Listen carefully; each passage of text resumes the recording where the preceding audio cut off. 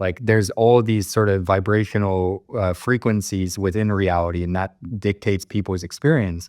Certain ones don't serve humanity anymore. Like certain pathways that we're taking as a collective just don't serve anymore. And so it's necessary for some people to go into them, experience all of that distraught and that chaos and that pain and that suffering so that you can transmute it and turn it into something else.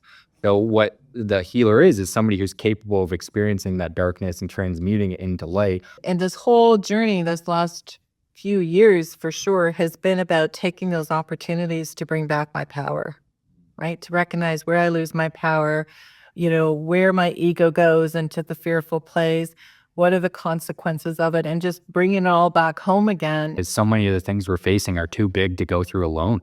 Right. The longest time I had the mentality of like, I can do anything that I set my mind to. But the more real I get and the more authentic I get, the more I see that I need support and I need support frequently.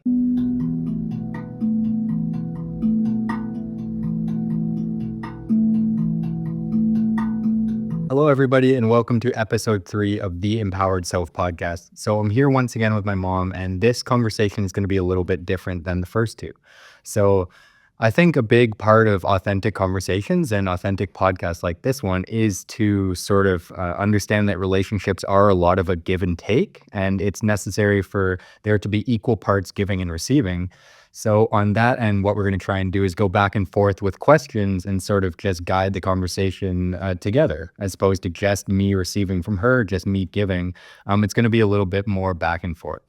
So with that being said, I think some of the topics that we might discuss today are personal questions, just so we can get to know each other a little bit better and the people at home can get to know us a little bit better.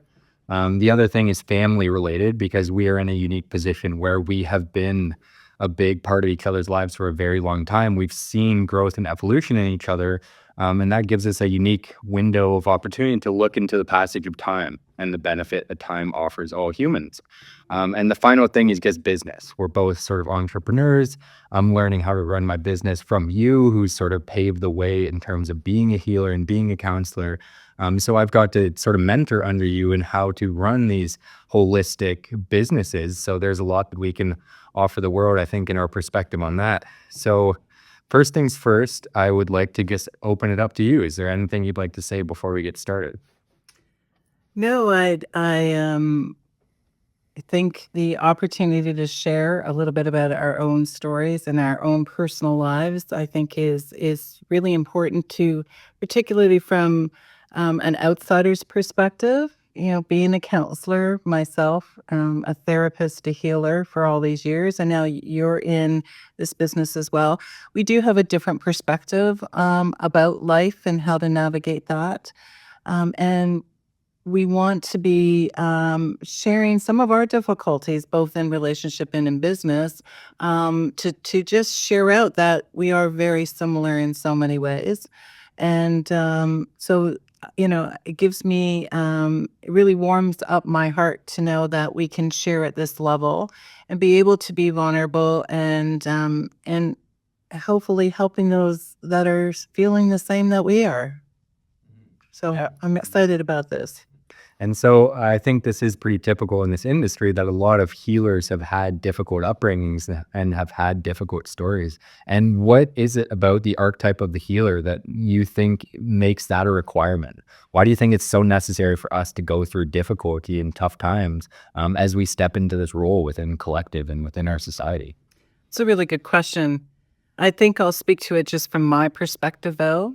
Certainly, one of the things that I find is a real benefit when I'm working with people is that I have been through a lot of personal experiences myself. So I've had to learn to face some of those challenges, those blocks, those defenses, and find my own way through that, even though I didn't always have the support that I needed. But there is always a way through it.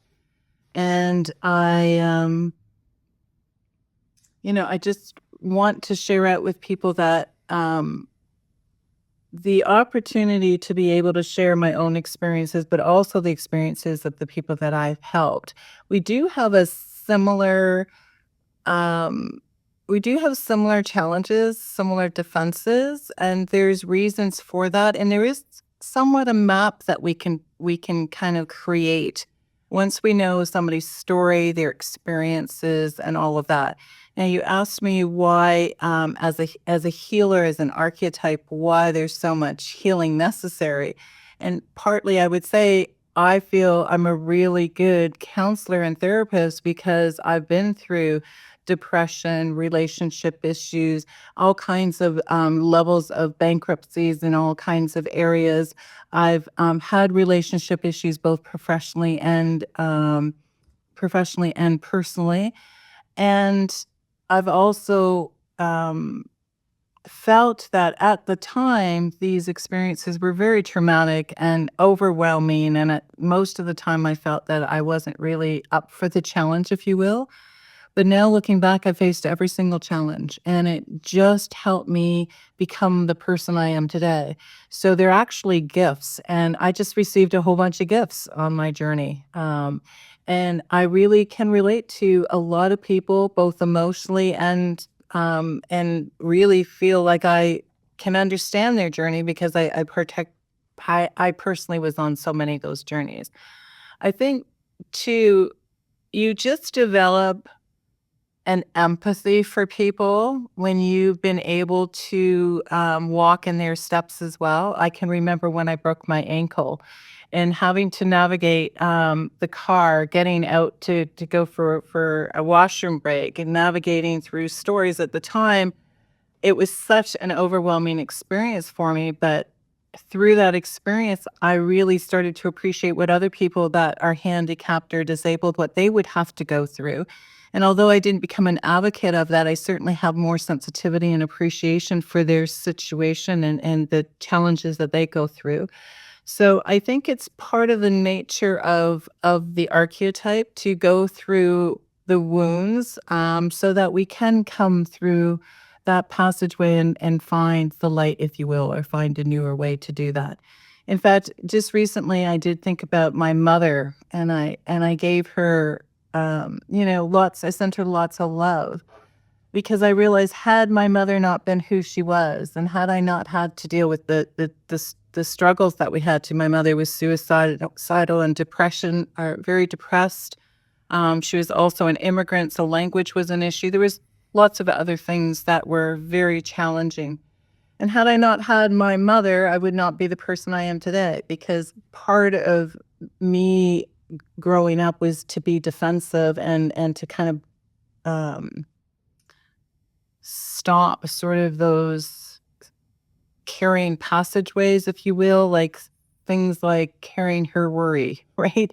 I no longer carry that worry in the same way she did. So I, I think, I was gifted by my mother because I was able to navigate through those difficulties and come out on the other side, to which I not only helped myself, but now am able to help others. Mm, awesome.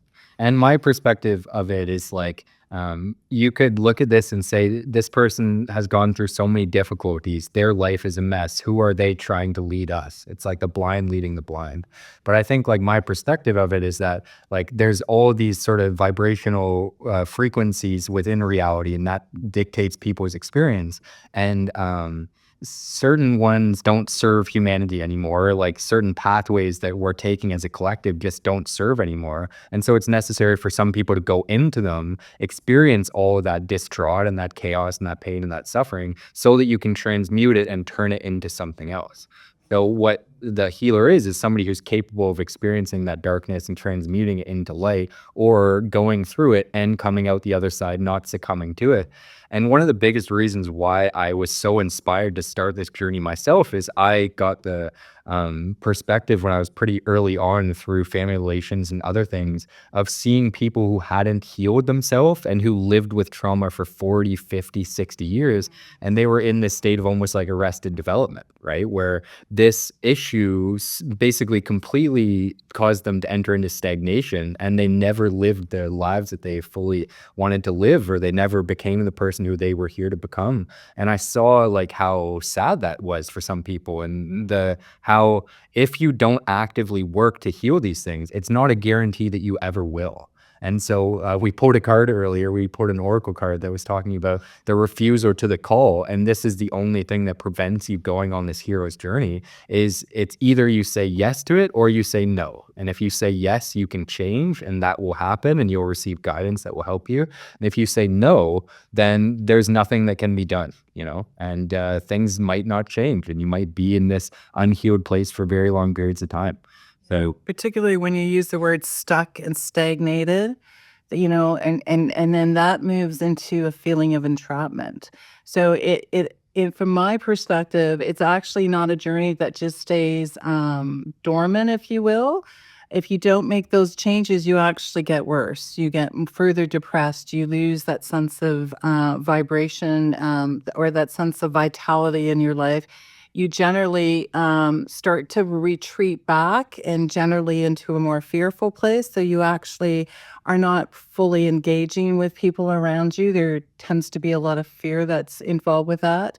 And there's a real sense of distrust too, partly because there's a part of you that wants to make a change and do better, but that part isn't being listened to. And if you can't trust yourself to make the changes, there's nobody else in the world that's gonna put the time and energy into making those changes. So there's a bit of that defeativeness that starts to come in within us, that starts to grow and becomes more predominant in our life. So it's really, if it stayed dormant, that's one thing, but it really doesn't. It keeps digging in a little deeper, if you will, into that tunnel.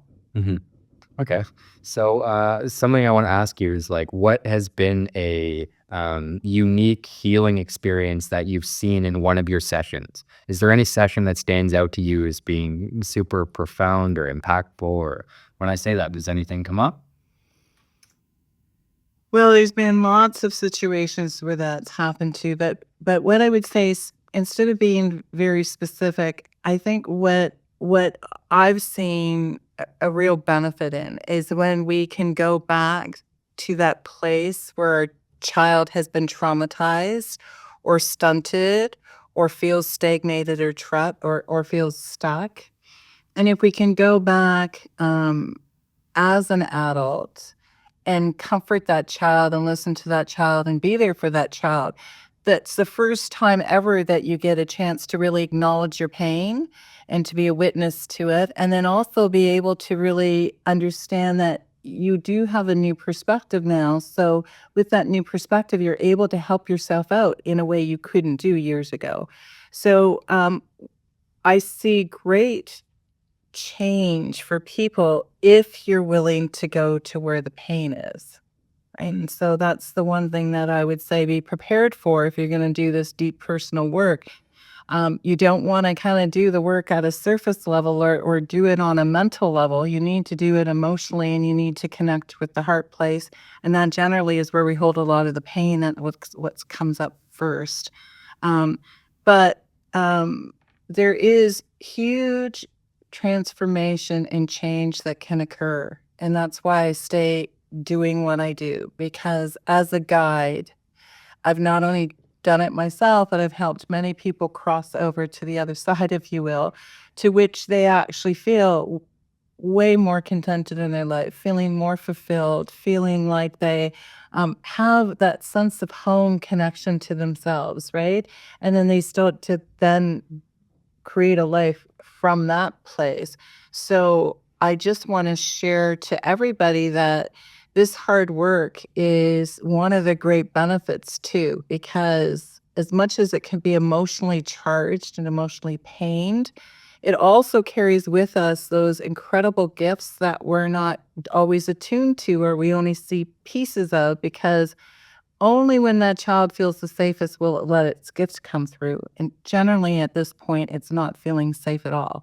So once it establishes a connection with us and it trusts us, what happens is we start to blossom in other ways, like our gifts start to come out more. We start to show up in a bigger way. We start to own more of our gifts.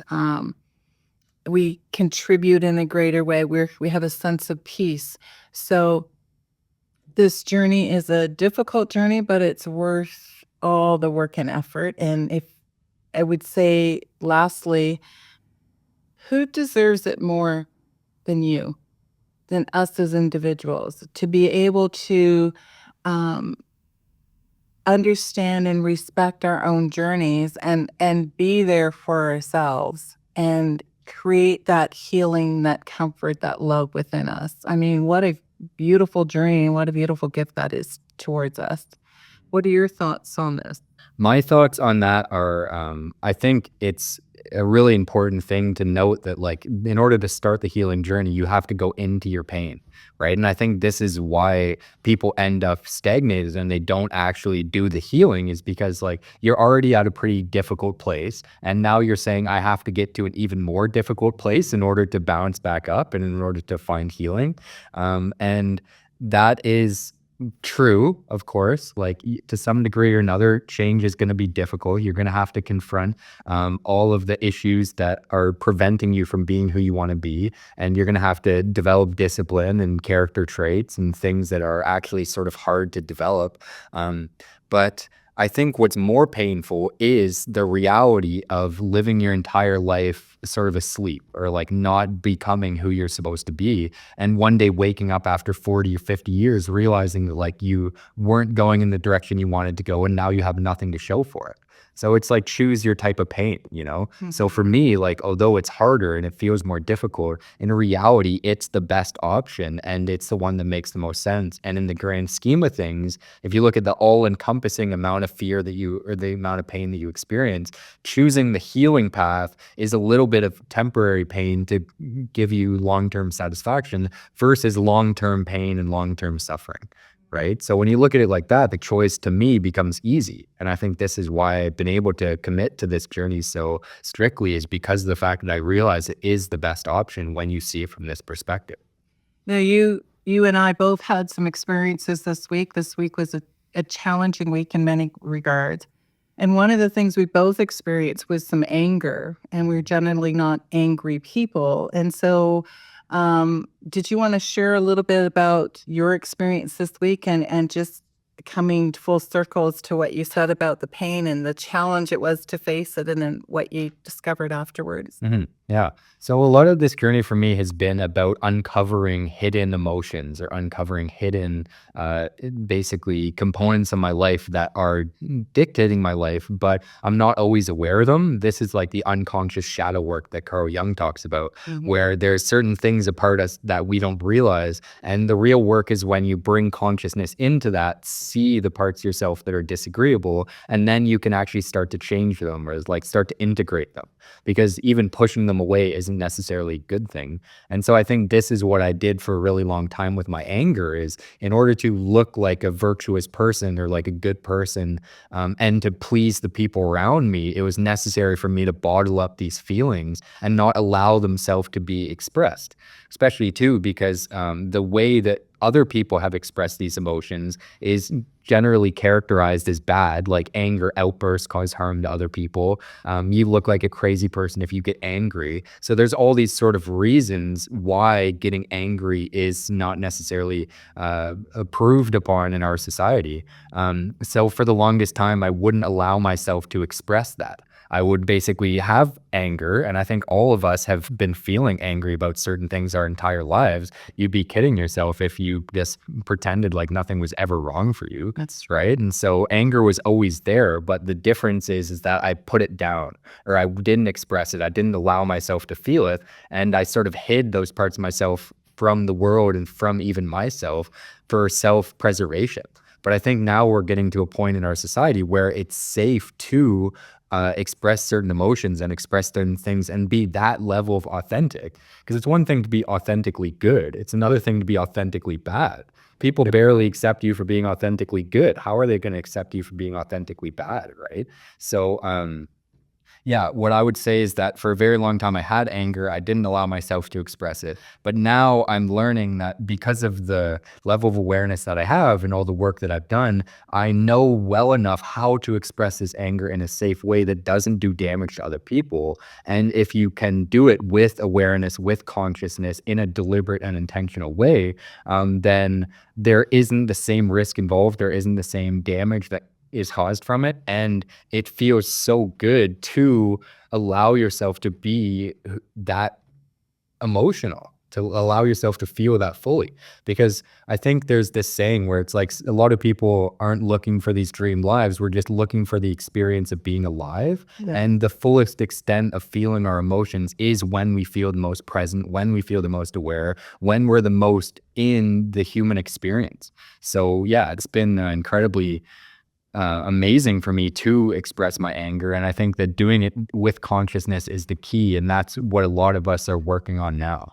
Could you just go into maybe what, in your example, what conscious anger really looks like as opposed to non-conscious anger? Yeah. Well, I think the first thing is recognizing when you're feeling frustration or when you're feeling agitation and becoming directly aware of that taking place. Because, like, sometimes people will basically have this occurring and then they'll either put it down and then it gets so big that it explodes after a certain point, or they'll just sort of distract themselves and move on to something else. And then it doesn't really go away. It just sort of sits there at a very like subtle level and constantly influences all the things that you do. So for me, doing it more consciously is like, first of all, becoming aware of how you're feeling. And when it comes up, acknowledging it and feeling it and giving yourself opportunities to express it or giving it an outlet for the energy to move through you. Because I think energy works a lot like water, where it's like if you dam it off, then the dam just gets like more filled and eventually it'll break through the dam. But if you give yourself an outlet to express it, then that buildup doesn't occur. It comes in and it moves through, and then different energy comes through afterwards. So the healthy ways to express it are things like journaling, right? Like I remember specifically this one moment where I was in one of the yoga retreats that I went to, and I was like so done with it. I was just ready to leave. I had my note written that I was going to give them saying I'm going home, and I was just so done with it. And what I realized was that this shadow element inside of me, this anger, wasn't allowing, it wasn't being expressed. I kept trying to pretend that everything was okay. I wasn't giving a voice to this. And this is where this agitation was coming from. And when I finally sat down and like actually just accepted, no, I'm feeling like shit. The boundaries are being broken right now. And that's okay. And I accepted that. Then all the feelings went away and I stayed the rest of the time totally okay. Like it was like day and night, the shift that took place. And it wasn't the fact that anger was a bad thing. It was just the fact that I wasn't acknowledging it. Right. And so when I acknowledged it and accepted it, then it all went away just like that. It was like such a clear example to me of the power of this practice and why it's so beneficial to do these things. I've experienced that many times through my clients as well as through myself. And one of the things I've discovered is just what you said. Most of the time, our emotions just want to speak to us and they want to be listened to us. And our feelings and our emotions are here on purpose. They're here to guide us. But if we're not going to listen, we're not going to really get the full value of it. But I don't find you get the clarity of really understanding what the emotions are trying to say to you if you have that emotional charge, like you were talking about. And the longer you leave that emotional building, it either will come to you fairly, what's the word I'm looking for? So when you catch that anger in time, you do have an emotional discharge, if you will, where you want to let that charge kind of move forward and move through stuff. But then it settles down and you get the clarity of what you really need to do in terms of that anger, whether you need to set boundaries or speak to somebody or speak your truth.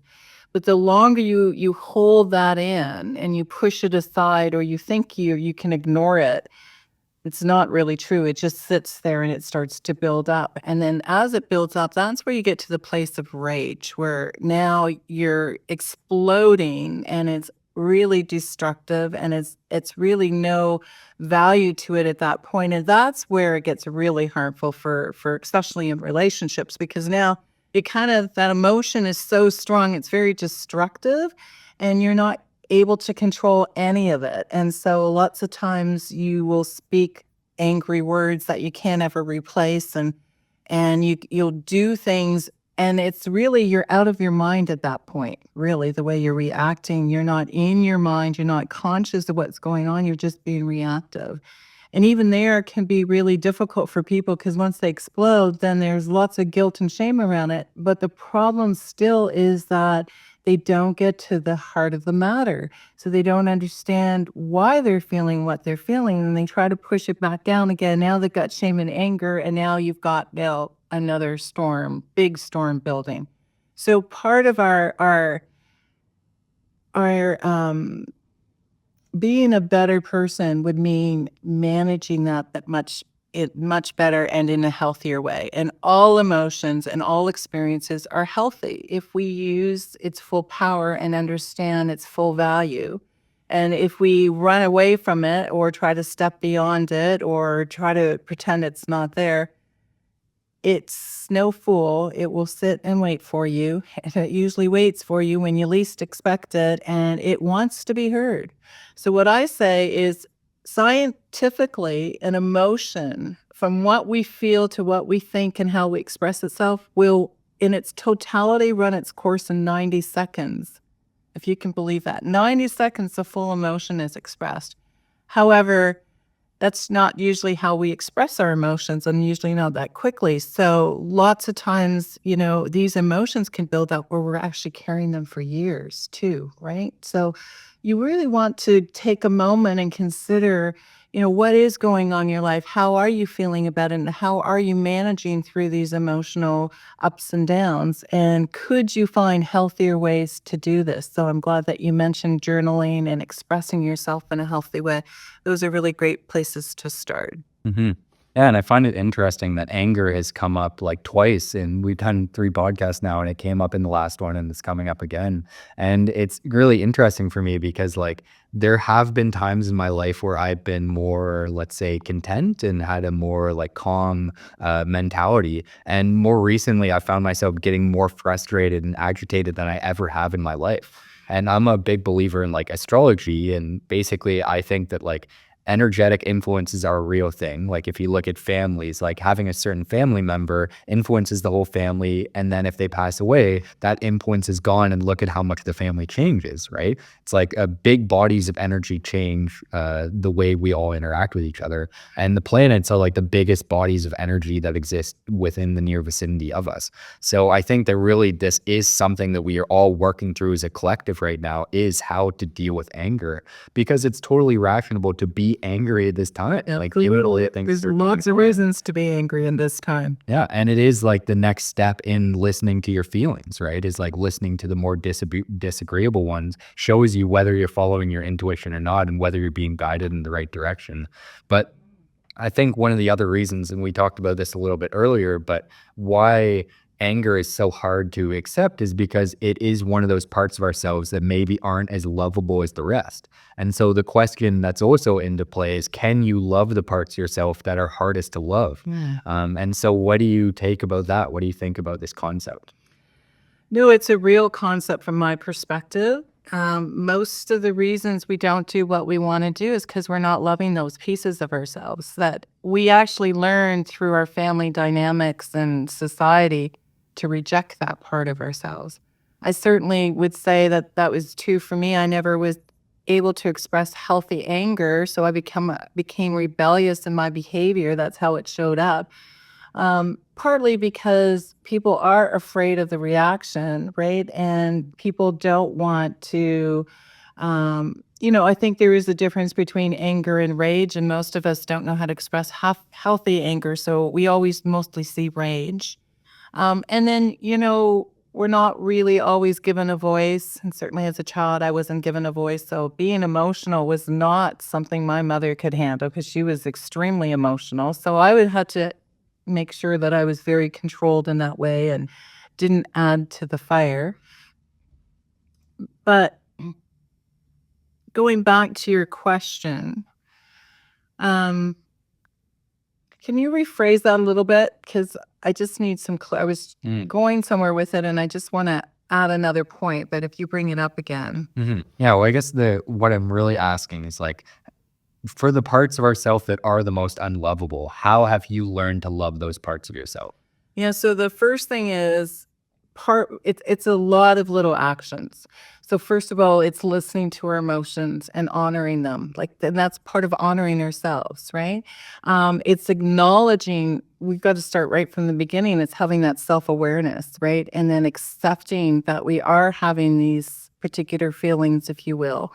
And part of it is you just have to challenge yourself to, I mean, we're all seeking the same things on some levels, and that's acceptance, feeling like we're loved, feeling like we're enough, and that we belong in the world, right? And so if we can, we almost have to commit to ourselves, if you will, to take on that journey. Very consciously, we have to choose to take that on. And like I said, on a previous podcast, usually it's pain that drives us, but you can do it way before you hit the pain level. If you're aware that, you know, you have to be aware that you have the power to change. But in order to change, you have to feel safe, and you have to feel safe in an environment, right? Like, I wouldn't want anybody to start becoming very emotional, let's say in a family dynamic that can't handle it and that will be destructive on them, right? So there's a lot of different factors in how to do this, but ultimately it comes from a decision of you just wanting to be in a better place, a happier place, a more contented place, and recognizing, where your value is and that you do have value and you are here on purpose and there are gifts and ways to contribute. That's a whole mindset change, and it doesn't happen overnight. So things like writing really positive affirmations, doing mantras every day, getting yourself into a better emotional state like we do with meditation, eating properly, getting outdoors. Self-care, even at a very basic level, which is basically sleep, eating, exercising, and being around positive people, will make a huge difference in your life. But if you consciously market and say you're doing it for yourself, and then as you mark that and you recognize you're doing this for yourself, and then you can give yourself a high five when you actually get to that place where you feel yourself opening up more to your life, it gives you more motivation to continue. But I don't really have a way of which most people will start. I'm just suggesting that there is so much power in starting the journey, and there's so much given to you at the end of the journey when you really start to ask yourself, how can I be a better person? How can I create a better life? How can I be happier in my experience? And how can I love myself and my life and in ways of how I contribute and connect to the world? Well, as Jonathan had said, we pulled a few cards this afternoon, and these are kind of cards that just help you become possibly aware of what you're feeling. It gives you a sense of direction, or it gives you some things to think about. And one of the cards that came up that was very profound was not feeling like you somewhat belong, right? And that referred to not only having a sense of not belonging in the world necessarily, but even in your own self. Now, you've sort of resonated with that. I resonated with that in terms of what I was feeling this week. How did you feel disconnected yourself this week, and what did that look like? Yeah. Well, I think I was still judging certain parts of myself, and I had certain expectations of myself that maybe weren't being fulfilled. And I sort of grew up in a way that I feel was very perfectionistic. And I think this comes because I was a pretty decent athlete for quite a long time. And athletics really push you to perfectionism, right? It's like always perform at your best, basically, like work on every single skill until it improves. And it's like this constant cycle of just endless improvement. And there are certain like I don't always do that. Like there's parts of me that aren't always improving, and there's parts of me that aren't where I want them to be. And so I think I had a lot of self-judgment for myself, and like not really accepting myself for who I am and where I'm at this point in my journey, and wanting to be something I'm not. And this causes like a deep rejection of myself that was taking place, and a real lack of self-love. And I think like there's this division where I am so much more of who I want to be now than I've ever been. But I still have like existing patterns from my past that are sort of working their way out. And I can see where I'm going and all these beautiful patterns that are coming in the future. But I'm not quite out of the past and I'm not quite into the future. So I'm in this point that's like, I'm being pulled in two separate directions. You know, the mind is still trying to lead, the heart's trying to lead too. So, like, within these transition periods, there's a lot of like decisiveness.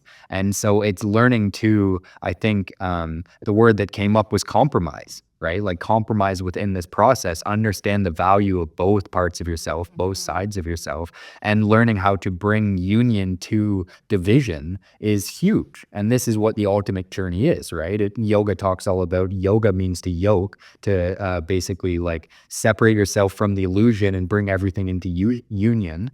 And so we are at an unbelievably decisive time in our society. If you look at the political system, it's like two-sided and they're both sort of fighting each other head to head.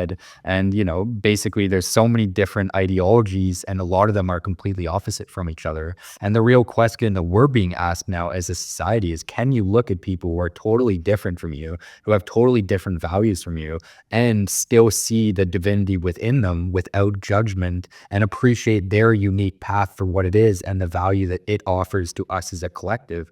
Yeah, it's, if you can do that, then what effectively you're training yourself to do is to love all parts of yourself, because at the end of the day, they are just a different reflection of you, and what you judge in them is what you are judging in yourself, right? So So true. yeah.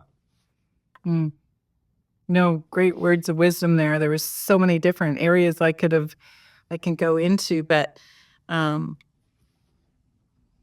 yeah, for me, this week was about expectations and and a sense of betrayal, and not so much from, well, maybe in a relationship or two in some ways, but just a betrayal in terms of expectations. And I'd never put the two together. You know, generally expectations, like we get disappointed with that and we can get angry with that, and we have judgment around that.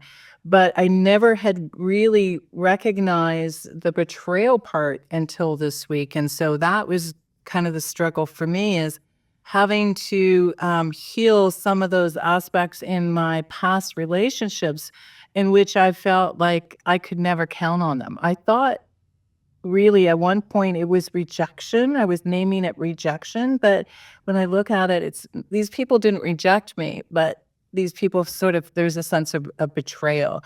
Now, with that in mind, again, they may not have known they were betraying me. They weren't necessarily doing that intentionally. It was either through, you know, their behavior that it isn't necessarily healthy to begin with, or, you know, I did not necessarily go to them and say, "This is really important to me," right? So how would they have known what was important, or how could they give to me if they don't know what it is I'm asking for? So there was lots of learning in that, but in that learning, there still is the struggle of the pain, right? And then the suffering that came with it. And I wanted to just make note that these things take a couple days to work themselves out too. So part of our patience is to recognize, only to also, first of all, to acknowledge what we're feeling, to address it as soon as possible, but that there will be an emotional response to that, and 99% of the time I find it's a sense of grief. And when I say grief, for me, grief is not a negative or positive thing, but it is a full expression of all emotions. So you get it all in grief. You get the anger, the frustration, the pain of it, the suffering, the annoyance, the frustration. And then when you get through all of that, you hit a place of depression. And then once you get through that, then you start to get that new space, that new opening that now leads you into a whole new pathway, a whole new different horizon, right? And you find a new way to find happiness and whatever you're trying to achieve. But so that so I want also to share that out with people that don't struggle or don't feel, you know, don't get caught up in the trap of thinking that these feelings go on and on and on. It's only if you make them go on and on, if you're constantly thinking about it. But if you go through this kind of process, there is an end to it. And then you look forward to what's next. And what's next is a whole bunch of new energy, a whole new insight to kind of your choices that you have ahead. You change your whole mindset. That changes behavior. So it's just in that in itself will take some time to unfold. So um, be patient is what I would say. Okay. Can I offer you an empowering reflection? Yes. So, I talked a little bit about how everything is a reflection of your own internal world. And this is the Empowered Self podcast, right? So, I think what that rejection that you were feeling was a way of showing you how you were actually betraying yourself Yeah. by seeking external sources for validation or for power. So, you're giving your power away to other people's opinions of you and based off whether or not they, basically fulfill that desire that you have determines if you feel good or not. And I think the real lesson for you, I think you know this already, and we've talked about this, is that you were actually betraying yourself by going to them for approval. And through them showing you this, now you will never do that again. You found this power within yourself and you love yourself. You're no longer betraying yourself so that these feelings won't ever happen again. That is such a strong verification or statement, if you will, because that is ultimately where this will land, where all of it will land, is always back to source, back to ourselves, right? And everything that we kind of project out into the world, or sometimes we even transfer it to other people. But in that transference, if we take a moment to look at the mirror ourselves, we find what it is we really need. And you're right. Finding that finding that answer to the feelings that I've been feeling and that sense of betrayal really got me to a place of empowerment to look at that and put it in my own hands, which is where it belongs. And it's actually the better place to be because I'll fully get what I need as opposed to getting it sort of half-assed, if you will, from other people.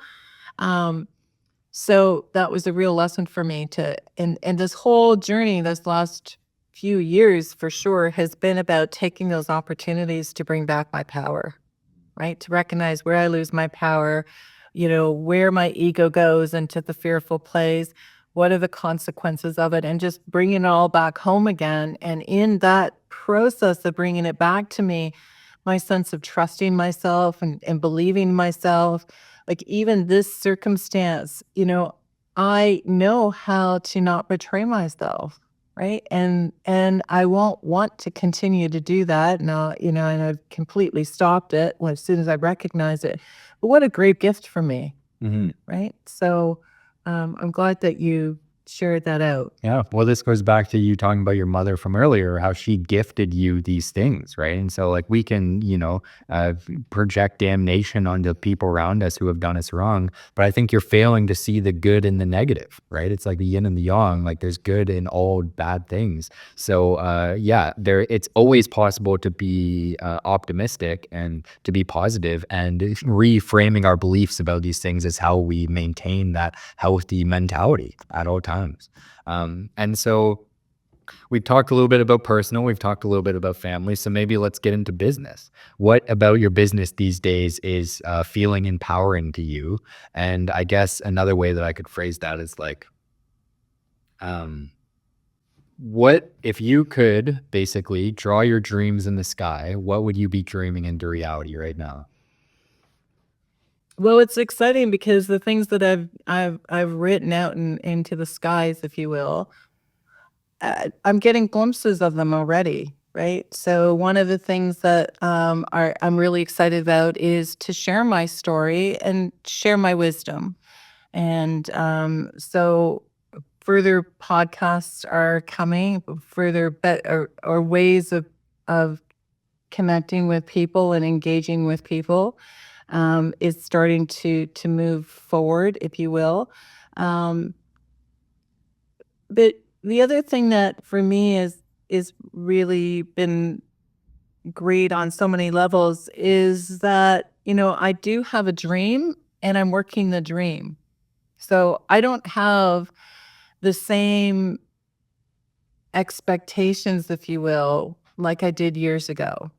Instead, really my everything that's being driven now by me is for the sake of sharing out my wisdom to other people. And I'm honored when I can touch one person, and it's fabulous if I can touch 1,000 people.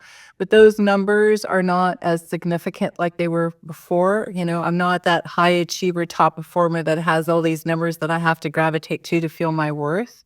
The worth really comes from being aligned with myself and following my own heart and my own heart's desire, and also believing in myself. And I'm so excited because it's the things I'm driving myself towards are things that I already know will bring me pleasure and joy and fulfillment and make me happier in so many ways, because I'm growing and learning, every day of this journey. So as soon as I took my focus off of money, and listen, money is really important. That's not really, I'm not saying anything about that one way or the other. But as soon as I took my expectation off that and really understood really how I want to express the business, right? With authenticity, with really that heart connection, with really having a connection to spirit, if you will, like your higher self. That really excites me to be able to get people on that journey. Um, and business is just a great way to learn about yourself, and it really challenges you on so many levels. And I'm really happy to see how much I've stepped up, Mm. right? And it's been fun along the way. Very creative, very innovative. Gives me a chance to step out of the box, which I love to do. I never love to follow anybody else's path. So in that way, it's just so fulfilling on so many levels. So that's kind of where I'm at right now. Yeah. And the reason why I think business is an important topic to cover is because, like you said, like money is a major role in our lives, and it really is the foundation to which our lives are built upon. And if we want to talk about stepping into greater sovereignty over your own life and greater control over the outcome of your life, then having your own stream of income coming to you is one of the most sovereign things you can do. And so I think the other thing too is like, I bring it up with you to talk about your dreams and to really put your manifestations out there into words, because I think what the next stage of leaders are in our society is those who inspire others through their own actions. So by you putting words to the things that you're dreaming into reality, hopefully you can help inspire other people to help bring their dreams into reality and show them that these are the things that are potentially possible. These are the creations that we can interact with, and the relationship that we can have moving forward to business, where it's one that isn't separate from source and from our authentic selves, but it's one that's conjoined for mutually beneficial interests of those that we serve and us as those in service. Um, I also had another thing that I wanted to say about it, but yeah, the thing that I wanted to say next was the fact that I was watching a video today about somebody who's like a sort of teacher on social media, and he was talking about how the goal of social media is to bring people together into community. So he was saying how like screens are like one dimensional, where you're just sort of watching a one dimensional screen or a two-dimensional screen, and like conversations like this or Zoom calls can be more two-dimensional, but three-dimensional is actually interacting with people around us. So I think that's ultimately what our goal is, at least mine, and hopefully I can speak on behalf of you here. But what we're doing with these posts is creating an online community that will hopefully create an in-person community. And as the world opens up and we get more spaces where these types of interactions can take place, I think those manifestations will start to flourish and blossom soon. But yeah, what I'm really looking forward to with my vision for the future is turning this into actual in-person interactions, where there are safe spaces for authentic expression to take place. And that's something you actively participate every week in your local actual community. So that's what I'm dreaming up. That's what I'm really excited about. And that's part of the reason why I do this. And this is what I wanted to make note of and share it online so that people know my goal for doing this isn't just to be a person talking to you on a screen, but it's trying to make connections and create opportunities for actual, healthy, authentic relationships to take place in the real world. May I make a note just with the future as to what's coming up and how important this is? One of the driving forces for me is working with entrepreneurs and small business people, because as I look forward into the future, I see a lot of big institutes taking over all kinds of little institutes, if you will. And I think one of the ways we're going to navigate through that is that we go back to maybe not the tribal days where we used to exchange chickens for bread, but kind of on that same principle. We will want to be able to relate and be able to be with real people. Some people will want to be with other things like AI, like those more animated things, if you will. But moving forward, I think people will have the yearning, and I think they do now have the yearning to be with people and to be part of a community and be part and to feel like they belong and they have a purpose.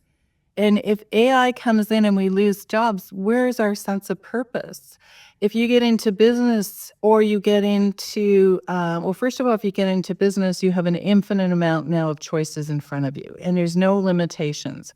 So it's just a matter of your own creativity as to how far you go. In structures that are kind of being broken down right now, you don't have any guarantee of anything, at least on your own, in your own way, by finding your own ways of doing exchanges, you'll be able to feel kind of more safeguarded, if you will, towards your future. But also, there is an infinite amount of choices there where if you work for an individual, it's a very select choice option. But also, I think to your point, there is a need for community, but it also is a need to be one-on-one in community, right? Where we can go back to safely touching each other, maybe holding, each other's arms or hands or whatever. I mean, you don't really see any touch in this world anymore. You see some people with getting into deep, engaging conversations, but most people are not feeling completely satisfied in their exchanges with others. It's very superficial, it's very quick.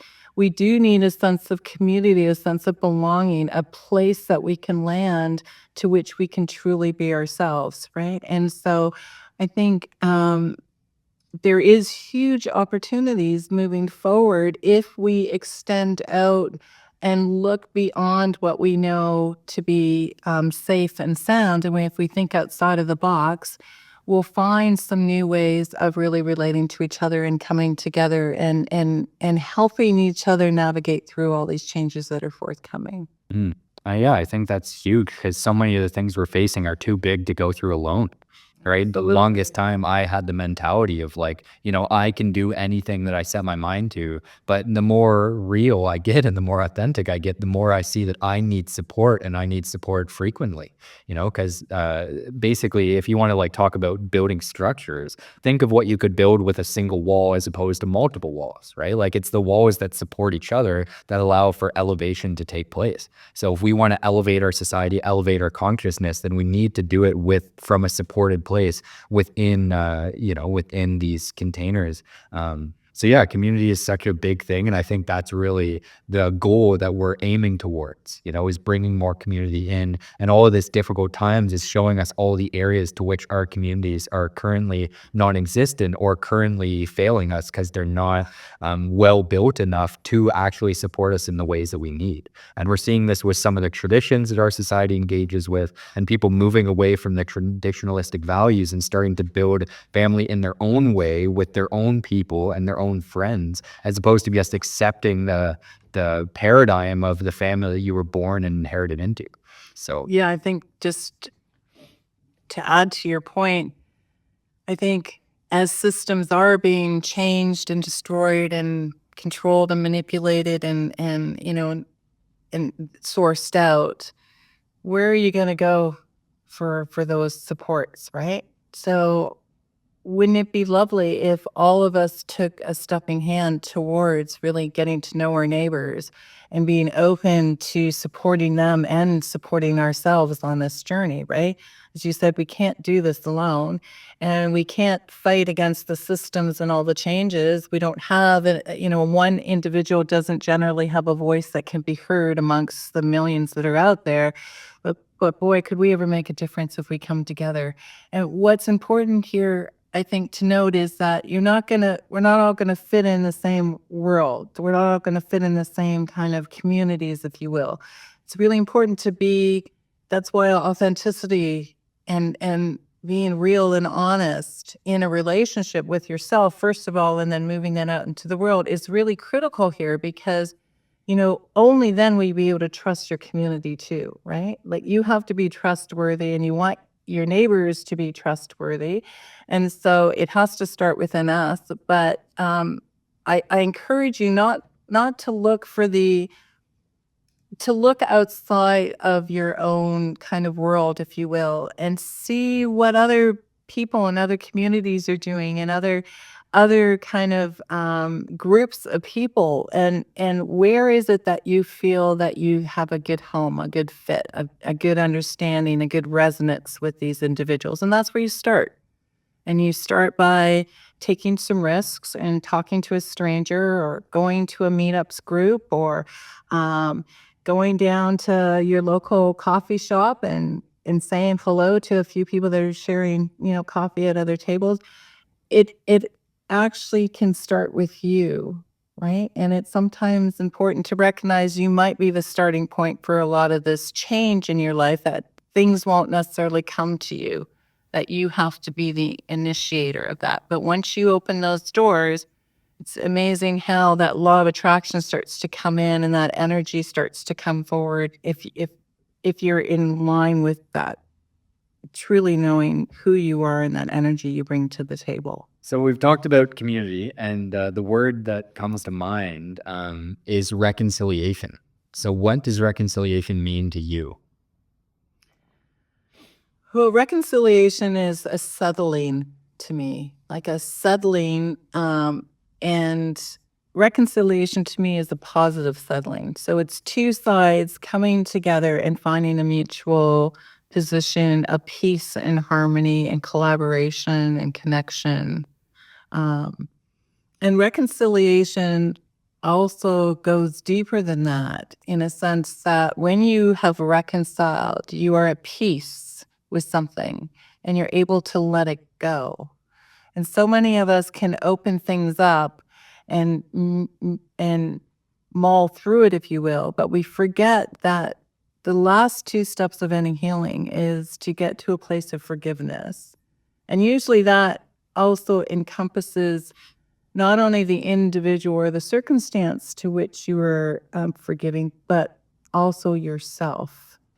And when you get to that place and you have a sense of peace, and in the sense of peace, now harmony comes and flow comes and collaboration comes, and the synergy of that reconciliation, those two parts coming together is like a huge synergy of now new sources of energy, new sources of behaviors of moving forward. And reconciliation means that you're now ready to start a new journey, that you've able to kind of let that go and now you're ready to continue. For yourself, what does reconciliation mean for you? Mm. I think the biggest word with reconciliation is honesty, right? It's saying this is honestly where we came from. This is honestly what happened in the past. And this is honestly what's affecting us now. And when we actually accept the truth of the situation, then we can finally start doing something about it. And so many of us are either basically pretending like we're okay, pretending like we're unbothered by things, or like our situation is better than it actually is. And if we continue to do that, then things aren't going to get better. So I think it's really time for all of us to take a real honest look at where we're at in our lives, what support we actually need, where we're failing to get that support, the things that we've done in the past that maybe need to be changed for the future. It's just all about honesty. It's saying, this is where we came from, this is where we're at now. And then from this place, you can actually do something about it. But if you're lying to yourself, then the actions that you're going to take are going to be off trajectory. They're going to be aimed at the wrong place because you're not seeing the clear picture, right? So True. yeah, I think the key for us is all to be honest with ourselves and honest with how we're doing, and stop putting these masks up that make our lives look perfect and make our lives look okay, as a lot of us aren't okay. And that's okay. It's okay to be not okay, right? But it's not okay to not acknowledge that and to basically pretend like you're not, because lying is the real problem here, you know? So, No, I totally get it. If you ask my clients, they'll say the same thing. One of the things I tell them right off the bat is, "You're gonna lie to me, and you're gonna lie to a lot of people about what your life has been like, but what you're gonna learn is not to lie to yourself." Because if you can be honest with yourself, then you've got the sense of power within you. You can navigate that however you want, but you have to be able to be honest with yourself. And this is a tough thing for a lot of people to really, deal with. It sounds easy enough, but most people don't wanna give up their truth, right? Because or don't wanna seek the truth, in other words, because they know they're gonna have to make change, and they don't wanna make change, right? Because well, there's so many reasons why we could get into that, that's a whole different discussion. But, um, be honest with yourself, absolutely 100% honest, whether you're doing good or bad. But when you're honest with yourself and you're fully then in integrity, and then you're fully prepared to deal with the rewards of the consequences. And then the other thing that really builds up is that sense within you that you can really trust yourself. Right? And that means your decision making, that means, the choices that you're gonna make. That means you will have the ability to make better choices as you're more honest. Even if you're not willing to make a lot of change, even with that honesty, you will get a totally different result than when you lie to yourself. So I'm so glad that you brought that up. mm, yeah. And I am honestly incredibly grateful to the viewers who have watched this up until this point. Absolutely. Thank you to everyone for being here with us on this journey. I hope you found it as beneficial as I certainly have. And it's always great to sit down and talk to you and get to do this. Vice versa. I love talking to you as well. There's so much wisdom, Jonathan, really. Yeah, you too. You taught Honestly. about. But yeah, is there any final thoughts? Anything lastly you want to say? Again, I just want to acknowledge that if you're feeling like you're struggling, if you're stuck, if you're lost or confused, if you feel trapped, take a deep breath because there's a really good chance that your neighbor, that you're one of your family members, that your colleagues, we're sort of all feeling a little bit of this, right? And so it'd be really nice to be able to be a little empathetic to other people in our world, and we are really experiencing a tremendous amount of change, and change is very difficult for us. And I want you to just realize that there is always hope and there's always the ability to make a change. And in that change can be a huge transformation to the point to which you actually can transcend. And what I mean by that, you can actually make a complete 180-degree change, right? And it just starts with little baby steps. So we talked about a lot of different things today, but believing in yourself and being really honest is a really good starting point. Okay. What are your last Yeah, thoughts? what I'll add to that is just that vulnerability is a superpower. So you aren't a burden to your relationships. People actually get closer to you when they're able to support you. And when you show them that you need support and that you need a hug or you need a shoulder to cry on, that gives an opportunity for connection. And you'll actually be amazed because they'll be happy that they supported you, and you'll be more likely to be able to support them in the future. So it will just really help your relationships to flourish and blossom. And I am here to tell you that vulnerability is power. It's not weakness. Allow yourself to be seen for exactly as you are, and be willing to ask for help. It's okay. People will love helping you. You're not a burden. You are worth being helped. And people who, if there's anyone out there who like basically diverts from you because you allow yourself to be vulnerable or get angry at them or set a boundary, then that will show you that that relationship was not what you thought it was all along. So That's very true. yeah. So that's my final sentiment. We'll be back more next week. Thank you all. I love you so much for walking this. I just am really grateful for this opportunity for this community. So we'll see you next week. And if not, we'll see you soon in person in a community gathering within London, Ontario, or elsewhere shortly. But thank you all. Have a beautiful week, and we'll see you later.